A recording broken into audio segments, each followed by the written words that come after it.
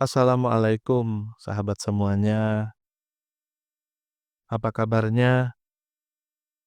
Semoga kabarnya sehat, dimudahkan, dilancarkan dalam segala aktivitasnya. Amin. Berjumpa lagi sahabat di channel YouTube Wawadidi Channel. Alhamdulillah pada liputan video kali ini melanjutkan lagi video sebelumnya, dan video sebelumnya sudah berhasil diupload ya, yang berjudul tentang kisah Nabi Adam alaihi salam. Nah, di dalam liputan video part 2 kali ini masih dalam judul yang sama tentang kisah Nabi Adam alaihi salam. Hanya untuk video part 2 kali ini saya memberi tema iblis mulai beraksi. Ya, sahabat, supaya tidak berlama-lama dan panjang lebar, langsung saja simak uraian cerita berikut ini. Sesuai dengan ancaman yang diucapkan iblis ketika diusir oleh Allah dari surga akibat pembangkangannya, dan juga terdorong pula oleh rasa iri hati dan dengki terhadap Adam yang menjadi sebab sampai ia terkutuk dan terlaknat selamanya, dan juga tersingkir dari singgasana kebesarannya. Lalu iblis mulai menunjukkan rencana penyesatannya kepada Adam dan Hawa yang sedang hidup berdua di surga yang tentram, damai, dan juga bahagia. Iblis menyatakan kepada Adam dan Hawa bahwa ia adalah kawan mereka yang baik dan ingin memberi nasihat dan petunjuk untuk kebaikan dan mengekalkan kebahagiaan mereka berdua di dalam surga. Lalu dengan segala cara dan kata-kata halus digunakan oleh iblis untuk mendapatkan kepercayaan Adam dan Hawa bahwa ia betul-betul jujur dalam nasihat dan petunjuknya kepada mereka. Dan iblis membisikkan kepada mereka bahwa larangan Tuhan kepada mereka dengan memakan buah itu akan dapat menjelma menjadi malaikat dan akan tetap hidup kekal di surga selama-lamanya. Diulang-ulangilah terus bujukannya dengan menunjukkan akan harumnya bau pohon yang dilarang itu, yang indah bentuk buahnya dan juga lezat rasanya. Sehingga pada akhirnya termakanlah bujuknya yang halus itu oleh Adam dan Hawa. Dan singkat cerita, dilanggarlah larangan Tuhan dengan memakan buah yang dilarang. Diceritakan Allah mencela perbuatan mereka itu dan berfirman yang maksudnya, "Tidakkah aku melarang kamu mendekati pohon itu dan memakan dari buahnya? Dan tidakkah aku telah ingatkan kepadamu bahwa syaitan itu adalah musuhmu yang nyata?" Lalu Adam dan Hawa mendengar firman Allah Subhanahu wa Ta'ala itu, dan sadarlah bahwa mereka telah melanggar perintah Allah dan bahwa mereka telah melakukan suatu kesalahan dan dosa besar.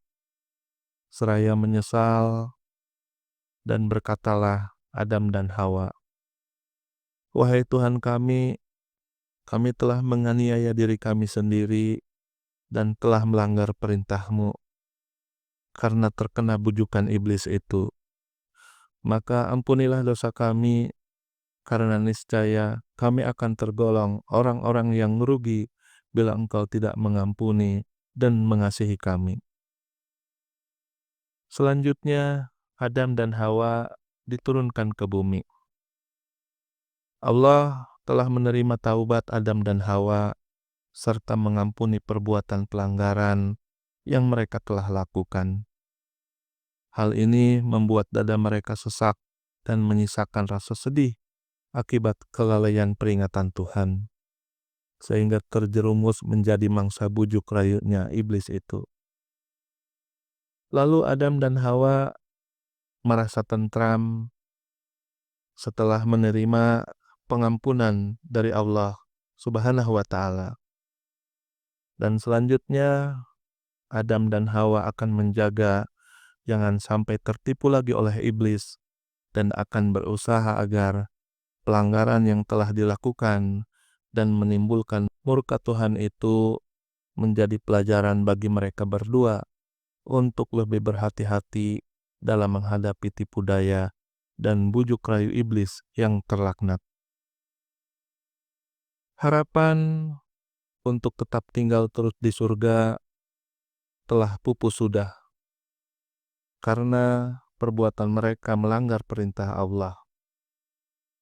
Terbayang dalam hati dan pikiran Adam dan Hawa bahwa kenikmatan dan kebahagiaan hidup mereka di surga tidak akan dirasakan oleh siapapun dan bahwa ridho Allah serta rahmat-Nya akan tetap melimpah di atas mereka untuk selama-lamanya.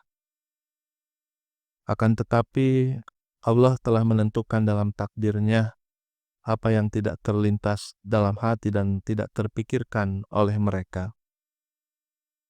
Lalu Allah Subhanahu wa Ta'ala yang telah menentukan dalam takdir-Nya bahwa bumi yang penuh dengan kekayaan untuk dikelolanya akan dikuasai kepada manusia keturunan Adam. Memerintahkan Adam dan Hawa turun ke bumi sebagai benih pertama dari hamba-hambanya yang bernama manusia. Lalu berfirmanlah Allah kepada mereka, "Turunlah kamu ke bumi, sebagian daripada kamu menjadi musuh bagi sebagian yang lain. Kamu dapat tinggal tetap dan hidup di sana sampai waktu yang telah ditentukan." Selanjutnya, turunlah Adam dan Hawa ke bumi, menghadapi cara hidup baru yang jauh berlainan dengan hidup di surga, yang pernah dialami dan yang tidak akan terulang kembali. Mereka harus menempuh hidup di dunia yang panah ini dengan suka dan dukanya, dan akan menurunkan umat manusia yang beraneka ragam sifat dan tabiatnya. Berbeda-beda warna kulit dan kecerdasan otaknya, umat manusia yang akan berkelompok-kelompok menjadi suku-suku dan bangsa-bangsa, di mana yang satu menjadi musuh yang lain, saling bunuh-membunuh, aniaya menganiayanya, dan tindas menindas, sehingga dari waktu ke waktu Allah mengutus nabi-nabinya dan rasul-rasulnya memimpin hamba-hambanya ke jalan yang lurus penuh damai kasih sayang di antara sesama manusia, jalan yang menuju kepada ridho-Nya dan kebahagiaan manusia di dunia dan akhirat. Nah, sahabat, tentang kisah Adam di dalam Al-Quran banyak diceritakan. Di antaranya di dalam surat Al-Baqarah ayat 30 sampai ayat 38. Dan juga di dalam surat Al-A'raf ayat 11 sampai ayat 25.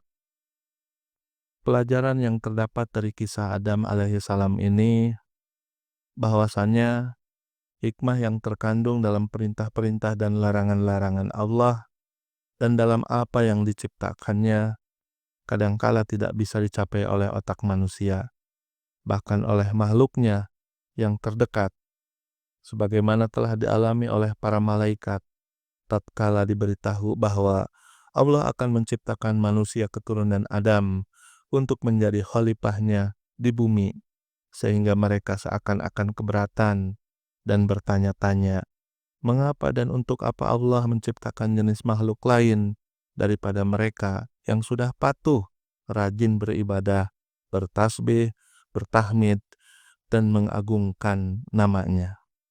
Bahwasannya manusia walaupun ia telah dikaruniakan kecerdasan berpikir dan kekuatan fisik dan mental, ia tetap mempunyai beberapa kelemahan pada dirinya. seperti sifat lalai, lupa dan hilap. Hal mana telah terjadi pada diri Nabi Adam yang walaupun ia telah menjadi manusia yang sempurna dan dikaruniakan kedudukan yang istimewa di surga, ia tetap tidak terhindar dari sifat-sifat manusia yang lemah itu. Ia telah lupa dan melalaikan peringatan Allah kepadanya tentang pohon terlarang dan tentang iblis yang menjadi musuhnya dan musuh seluruh keturunannya. Sehingga terperangkap ke dalam tipu daya dan terjadilah pelanggaran pertama yang dilakukan oleh manusia terhadap larangan Allah. Bahwasanya seseorang yang telah terlanjur melakukan maksiat dan berbuat dosa, tidaklah ia sepatutnya berputus asa dari rahmat dan ampunan Tuhan, asalkan ia sadar akan kesalahannya dan bertaubat tidak akan melakukannya kembali. Rahmat Allah dan maghfirah-Nya dapat mencakup segala dosa yang diperbuat oleh hamba-Nya, asalkan diikuti dengan kesadaran bertaubat dan pengakuan kesalahan, kecuali syirik yang tidak akan diampuni oleh Allah Subhanahu wa Ta'ala. Sifat sombong dan congkak selalu membawa kerugian dan kebinasaan.